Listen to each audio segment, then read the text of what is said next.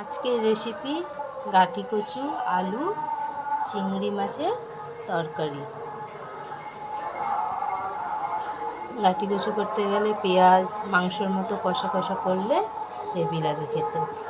পেঁয়াজ দেবো, তেজপাতা দেবো, চিংড়ি মাছটা আগে ভাজা করব। কড়াইতে তেল দিয়ে দিয়েছি, তেল গরম হলে চিংড়ি মাছটা আগে ভেজে নেব। কড়াইতে তেল গরম হয়ে গেছে, এবার চিংড়ি মাছটা লাল লাল করে একটু ভেজে নেব।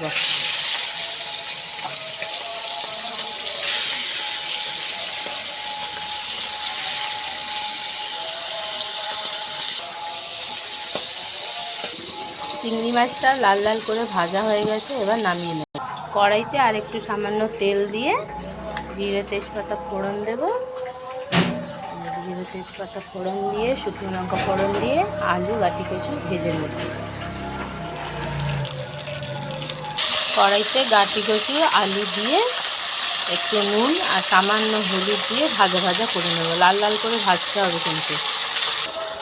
এই গাঁটি কচুর মধ্যে সামান্য হলুদ আর নুন দিয়ে লাল লাল করে ভেজে নিচ্ছি।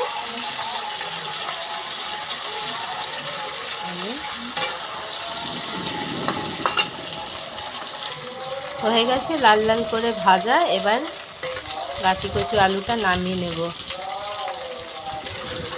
লাল লাল দেখুন লাল লাল করে ভাজা হয়ে গেছে। কার কার গাঁটি কচু দিয়ে চিংড়ি মাছ ভালো লাগে প্লিজ কমেন্টে জানিও। এই একই কড়াইতে আরেকটু সামান্য তেল দিয়ে দিয়েছি, দিয়ে এবার পেঁয়াজগুলো ভাজা ভাজা করে নেব। পেঁয়াজগুলো ভাজা ভাজা করে নিয়েছি, কটা কাঁচা লঙ্কা কেটে দিয়ে দিয়েছি।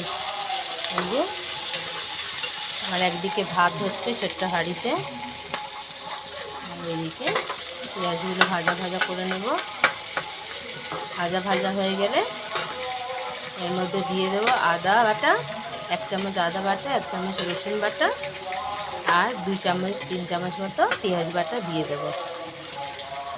পেঁয়াজ ভাজা ভাজা হয়ে গেছে, এবার আদা রসুন বাটা পেঁয়াজ বাটা দিয়ে দেবো। এই যে দিয়ে দিচ্ছি আদা রসুন বাটা পেঁয়াজ বাটা।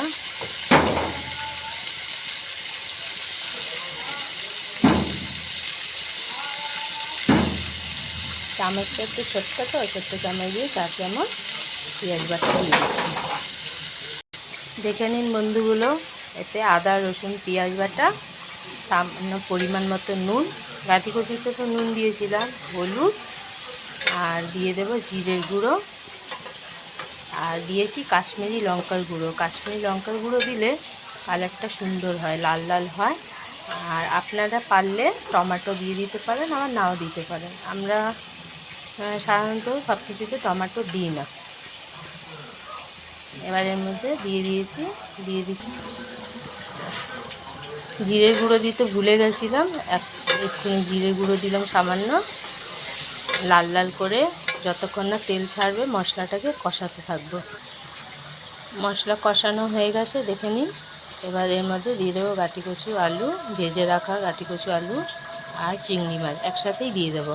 দিয়ে একটু ভাজা ভাজা করে কষিয়ে দিয়ে তারপর এর মধ্যে দিয়ে দেবো জল। দেখুন দিয়ে দিয়েছি গাঁটি কচু আলু, ভেজে রাখা চিংড়ি মাছ সবই দিয়ে দিয়েছি। দিয়ে একটু নাড়াচাড়া করলে জল দিয়ে দেবো। দিয়ে গাঁটি কচু আলু সিদ্ধ হয়ে গেলে কষা কষা করে নামিয়ে নেব। আর সামান্য উপর দিয়ে গরম মশলাটা ছিটিয়ে তৈরি হয়ে যাবে গাঁটি কচু চিংড়ি মাছ রেসিপি। দেখুন কি সুন্দর হয়ে গেছে না, লাল লাল করে কষানো। এবার এর মধ্যে দিয়ে দিচ্ছি জল, পরিমাণ মতো জল দেবেন, যাতে একটু গ্রেভি গ্রেভি থাকবে। বেশি ঝোল ঝোল হলে ভালো লাগবে না। দেখুন বন্ধুরা কি সুন্দর মাংস ঝোলের মতো দেখতে লাগছে। বেশি জল দিলাম না, কারণ কষা কষা থাকবে, তো এই জলে সিদ্ধ হয়ে যাবে আর কষা কষা থাকবে।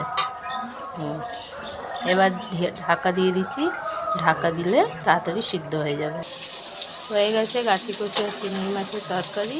দেখে নিন বেশি ঝোল ঝোল নেই, গ্রেভি গ্রেভি আছে। এবার নামানোর আগে সামান্য গরম মশলাটা ছিটিয়ে দেবো। সামান্য গরম মশলা ছিটিয়ে দিলাম, এবার নামিয়ে নেব। হয়ে গেছে দেখুন কি সুন্দর দেখতে হয়েছে কালার। দেখে নিন বন্ধুগণ। একদিকে রান্না হচ্ছে পটলের রসা, গোল গোল করে পটলের রসা, সর্ষে বাটা দিয়ে কালো জিরে কাঁচা লঙ্কা দিয়ে ভেজে নিয়ে সর্ষে বাটা দিয়ে পটলের রসা করবো। দেখুন লাল লাল করে ভাজা করে। যদি আমার ভিডিওটা ভালো লাগে প্লিজ লাইক করে দেবেন। আর কার কার ভালো লাগে গাটি কচি দিয়ে চিংড়ি মাছ একটু জানাবেন। নতুন নতুন ভিডিও করছি, কিছু মনে করবেন না। প্লিজ একটা করে লাইক আর কমেন্টস করে দেবেন, আমাকে সাপোর্ট করবেন।